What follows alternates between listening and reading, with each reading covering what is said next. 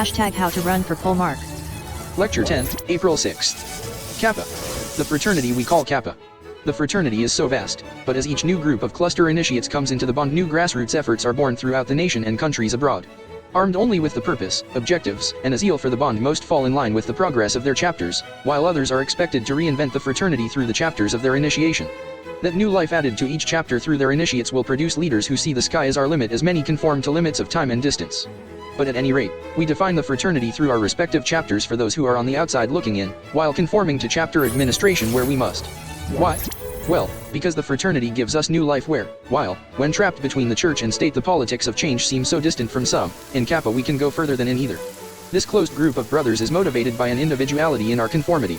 With the fraternity we have a body greater than ourselves where, corded to the Polemarch, those interested in Kappa often find one or some, if not careful, person/people not as conducive to education as the Polemarch. Between the brotherhood and those interested, the Polemarch, if he doesn't pray, he probably should, because if anything happens where members are found at fault, so too is the chief officer of the fraternity. Certain symbolic and non-physical rites of passage assist members in remembering pertinent information of fraternity or chapter importance, being more conducive to their achievement, finances, and style. In the fraternity we remember times we reinvented the wheel, proving our equality with those who came before us in a unique style that we could only attribute to Kappa. We remember this one time. Before we became members of the fraternity and doing research, finding knowledge of those in our chapter who had come before us and secretly published it. That, along with whatever general information was public knowledge, was now on a newly launched website. Our objectives, fundamental purpose, founders and etc. set up the framework of the web page, and we advertised upcoming events to stir word of mouth like Kappa parties and other events that our board of directors thought the body should consider. We were college students, so economics has to be in the equation somewhere, not that it isn't, but all we knew to do was invite outsiders to an above-average environment in a pleasantly beneficial atmosphere for a fee. This marketing strategy worked quite well, as we were few but our following encompassed the school, consequently our community, and subsequently the world. We didn't know the extent of our reach, but it showed at our events as those we may never have known knew us from our profiles in relation to the fraternity. Our grassroots efforts became more so virtual in 1998, when the internet was in its infancy, and our relative fame shed light on our small but noble clan of representatives of the bond. Those were the days. We remember other times. We don't have to have a step teams, but we did, because stuck with our hymn in our heads and inspired by Apollo we took to dance as tradition would have us do so. For our probate show we rolled up in a stretched suburban limo sign, handed out flowers to all of the lovely ladies who came to see us perform, twirled our butts off and left the crowd wanting more.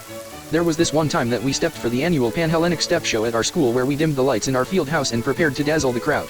We shined 3 spotlights from different angles on those performing as the music came on. We threw glitter in the air and arcanes were lowered from the ceiling on fishing lines. Everything else is history. One time we had to prove ourselves yet again, so we chartered a helicopter, flew to campus, got out approaching the crowd we were to entertain with flowers for the ladies, stepped to the amazement of the audience and flew away. Those were some good moments. We remember this one time. We were overwhelmed by brothers' business, and what little time away from studies the bond seemed to occupy. Actually we were just in high demand at the time, and when the need to hold a pageant presented itself, we took it. We were always planning to have a pageant, but the motivation was behind a picture from yesterday of those in our chapter who accomplished what we hadn't by crowning the most impressive female, Ms. Kappa Alpha Psi. We received some backlash from brothers at other chapters on the title, where they said that we shouldn't have used the fraternity name in the title. It was too late for that by the time we knew of their complaints, but later generations would continue our legacy in the chapter's tradition, revitalized back in 1998 under a different name. The undergraduates now at our chapter at any rate call the pageant something closely related to it, like Ms. Crimson and Cream, or whatever general theme presented affords. We were mature enough to present the business side of the bond to those competing. Back in those days we produced a souvenir booklet highlighting the participants, their patrons, and local businesses, which more often than not were from fellow brothers.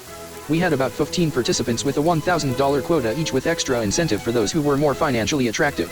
Of the $15,000, around $5,000 to prizes, awards and scholarships, around $5,000 went to decoration, catering, DJ, lights, souvenir booklets and etc. And of the other $5,000, 50% went to charity and the other 50% the exchequer should still have to this day.